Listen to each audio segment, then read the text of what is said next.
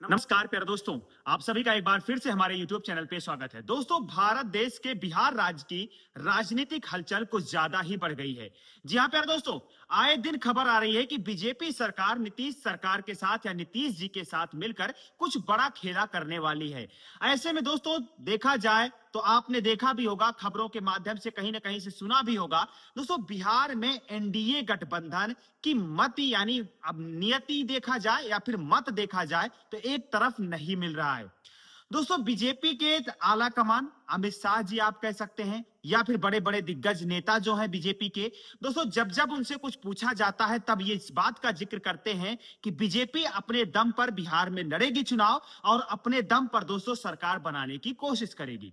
लेकिन चेहरा मुख्यमंत्री का किसका होगा ये अभी तक तय नहीं हो पा रहा है।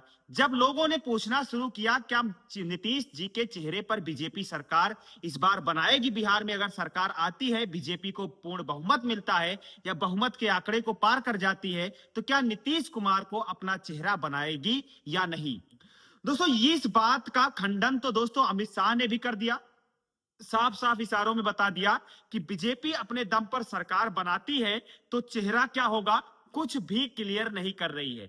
दूसरी तरफ बीजेपी एनडीए गठबंधन के साथी सहयोगी चिराग पासवान, जीतन राम मांझी, नीतीश कुमार, दोस्तों तमाम दिग्गज एनडीए की सरकार के साथ जुड़े हुए हैं, एनडीए गठबंधन में जुड़े हुए हैं। लेकिन कौन किसका चेहरा दोस्तों मुख्यमंत्री के पद पर तैनात किया जाएगा, मुख्यमंत्री के पद का सच्चा दावेदार होगा, ये तो वक्त बताएगा। लेकिन दोस्तों दूसरी तरफ विपक्ष पार्टी इंडिया गठबंधन की बात करें दोस्तों, तेजस्वी यादव कांग्रेस की भी मत दोस्तों एक दूसरे से मिल नहीं रहे हैं। तेजस्वी यादव का चेहरे पर दोस्तों चुनाव लड़ा जा रहा है, आरजेडी तो तेजस्वी के नाम पर ही चुनाव लड़ रही है और तेजस्वी ने जो नारा दिया है कि बिहार में हर घर में एक सरकारी नौकरी, शायद यही नारा बीजेपी के लिए कहते नहीं बिल्कुल आप यूं कह सकते हैं सबसे खतरनाक साबित होगा। कुछ शब्द है नहीं बोल सकते, ठीक है, लेकिन सबसे खतरनाक साबित होगा।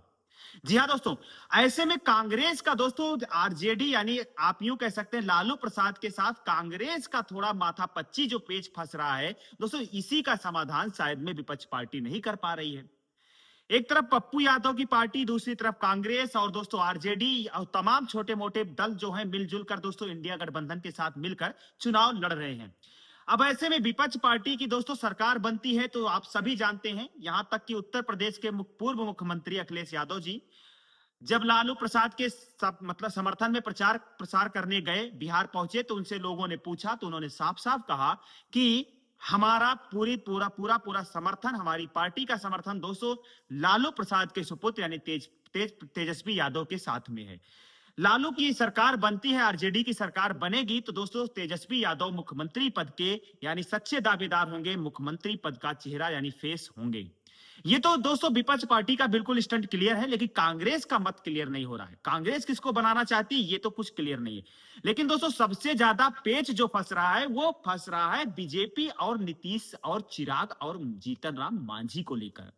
जी हाँ दोस्तों, मांझी को लेकर यानी अब सोचिए, जीतन राम मांझी चिराग पासवान के कुछ कैंडिडेट के खिलाफ तो अपने प्रत्याशी उतार चुके हैं और सिर्फ जीतन राम मांझी नहीं, बीजेपी के दोस्तों अब आप सोचिए सबसे बड़े साझेदार नीतीश कुमार, नीतीश चाचा भी चिराग पासवान के विपक्ष कुछ कैंडिडेट के विपक्ष में दोस्तों अपने भी प्रत्याशी उतार चुके हैं।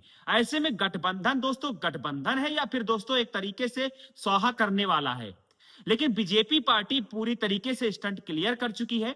चेहरा मुख्यमंत्री का दोस्तों कौन होगा, देखिए सरकार में तो नीतीश रहेंगे, ये तय है, फिक्स है, चाहे 6 महीने के लिए ही मुख्यमंत्री नीतीश जी बने, नीतीश जी मुख्यमंत्री 100% बनेंगे। क्यों? क्योंकि आंकड़े देखिएगा दोस्तों, बिहार में 101 सीटों पर बीजेपी लड़ रही है और 101 ही सीटों पर आरजेडी के प्रत्याशी लड़ रहे हैं। बाकी कुछ कुछ सीटों का बंटवारा छोटे मोटे बड़े जो साथी सहयोगी दल हैं उनको दिया गया है, जैसे चिराग पासवान हो गए, जीतन राम मांझी हो गए और तमाम साथी सहयोगी हैं। ऐसे में दोस्तों सबसे बड़ा सवाल यही है कि चिराग पासवान को क्या बीजेपी एज ए मुख्यमंत्री उप मुख्यमंत्री के नाम पर दोस्तों प्रोजेक्ट कर सकती है, या फिर दोस्तों बीजेपी के वही पूर्व दोस्तों अगर बात किया जाए पूर्व मुख्यमंत्री पूर्व उप मुख्यमंत्री के तौर पर सम्राट चौधरी नीतीश कुमार को ही रखेगी।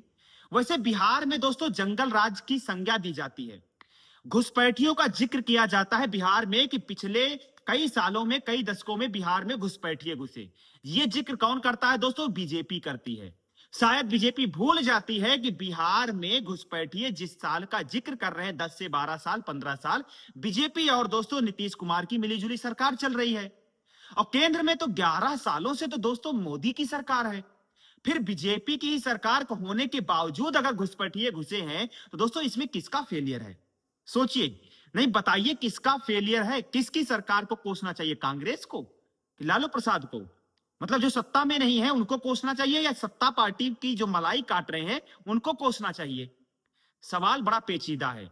लेकिन आए दिन दोस्तों जब किसी नेता मंत्री से सवाल का जवाब पूछा जाता है, तो बस हाँ हाँ करके दोस्तों निकलने की कोशिश करता है।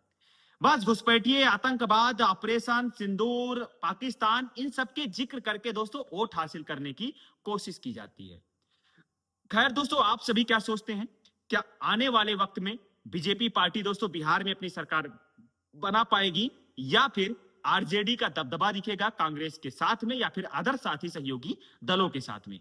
ये तो आने वाला वक्त बताएगा। लेकिन दोस्तों आप क्या सोचते हैं? आपके आंकड़े क्या बता रहे हैं बिहार को लेकर? कमेंट बॉक्स में जरूर बताइएगा। नया चैनल है, सब्सक्राइब कीजिएगा, वीडियो को लाइक शेयर कीजिएगा, चैनल को सब्सक्राइब करके प्यार सपोर्ट जरूर दीजिएगा। जय हिंद, जय भारत।